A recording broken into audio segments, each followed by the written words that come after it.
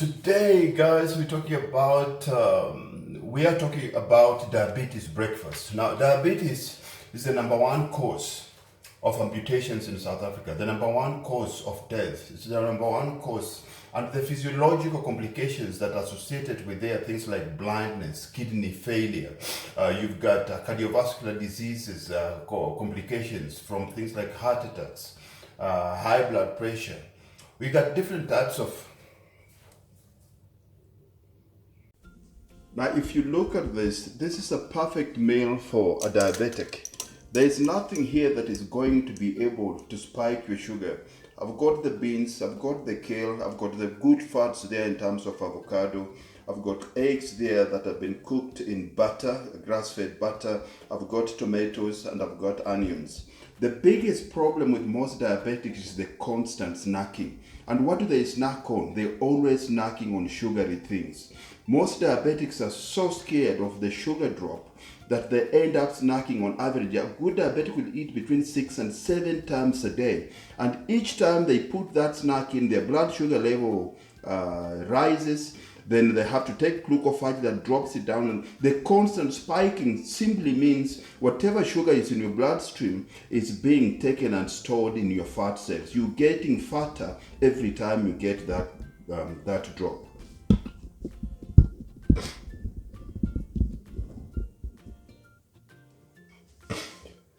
Welcome to my meal, guys. And you know what? Bon appetit.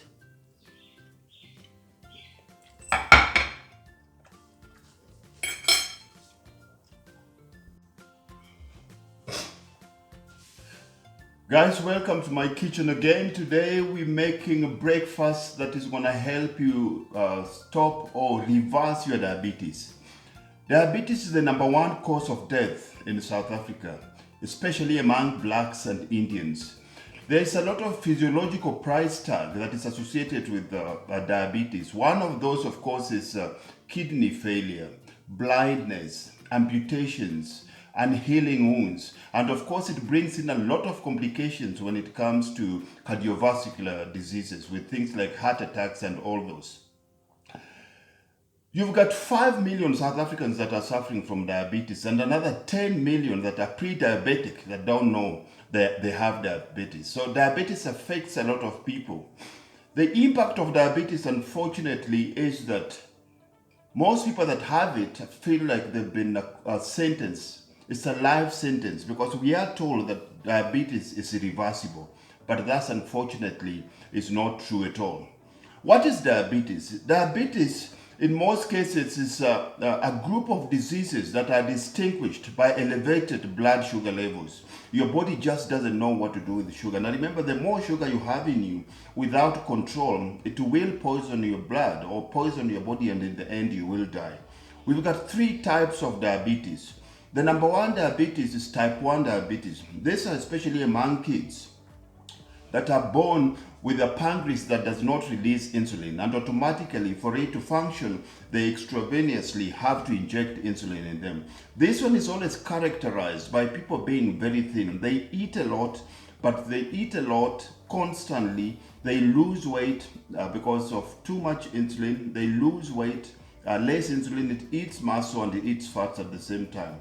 Type 2 diabetes is what we call lifestyle, adult onset diabetes. And this one is purely because of lifestyle choices. Your body releasing too much sugar to a point where your insulin cannot shuttle that sugar into your blood, into your muscle cells, because your muscle cells are becoming sensitive.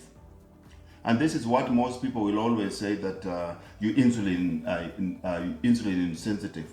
And the third one is gestational. Most women that get pregnant, always 50% of them always end up getting diabetes. But the unfortunate part is, if you get diabetes while you're pregnant, chances are you will get that 10% of them will always get diabetes for the rest of their life. When it comes to this, unfortunately, the society we live in, they believe in using chemicals to fix everything. Diabetes is a lifestyle disease. It's caused by the way we live our lives and the way we eat.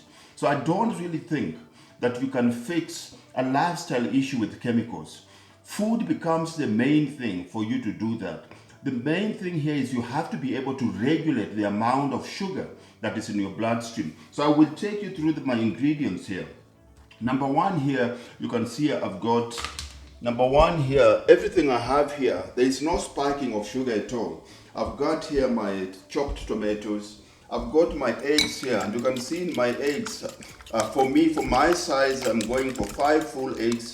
I've got chilies in there, I've got garlic, and I've got ginger in there. All those are blood stabilizers. I've got chopped onions, tomatoes and onions, but these are onions here, and you can see it's floating there in butter. And then on my side plate here, I've got beans, cooked beans, and I've got cooked kale. Now, none of these foods and none of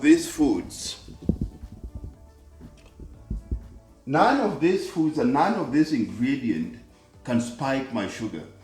We have 3 macronutrients. Number one is carbohydrates. Carbohydrates will always push your sugar through the roof. Remember, diabetes is a sugar problem. If there's too much sugar in your bloodstream, you're in trouble. So you have to minimize the amount of sugar that you're putting in so that you don't get what we call spikes.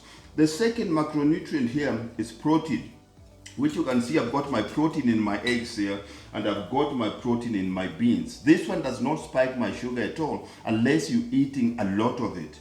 And my number 3 ingredient here in terms of macronutrients, of course, we've got fats. Fat is the only macronutrient that does not spike your insulin at all. And you can see I've got an ample serving of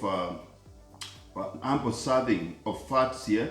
And then I've got my kale. My kale is my main source of fiber. These are all fiber. Tomatoes is my fiber. I've got my onion as my fiber. There is no spiking when it comes to that. So I can eat a very big, nice meal without the risk of my blood sugar level keep on going up so that I need glucophage or insulin in the end. Because the way they treat it nowadays, when the minute you have become diabetic, they put you on glucophage. And all that glucophage does is it shuttles all the sugar into your blood cells, and automatically you get a dip. Then you have to eat another snack. So it becomes a catch-22. You take your glucophage takes all the sugar out of your bloodstream, pushes it into your muscle cells. But because your muscle cells are not working properly, it means it takes all that sugar and shuttles it into your fat cells. Then you get a low, then you have to eat a sugary snack, then you have to take a glucophage again. Then it becomes a vicious cycle. So you consistently taking medication, then taking sugar to bring your sugar up, and then you take medication to bring your sugar down, and where do you think the sugar goes? It starts being stored in your fat cells. So most people that are type 2 diabetic, they just keep on putting weight. So they control your sugar, which is a symptom, but they do nothing in terms of stopping the sugar coming in. Mine is to help you fix the cause. By bringing in proper nutrition, I need to cut in the supply rather than trying to fix the sugar, but you're still diabetic. Most people that are taking glucophage and most people that are in insulin, the insulin is getting better. The sugar is getting better in terms of regulating it, but their diabetes is getting worse. So you don't have to suffer when it comes to that. We need to change the way you eat. Diabetes is not irreversible. It can be reversed. It's a lifestyle disease. It should not be a death sentence.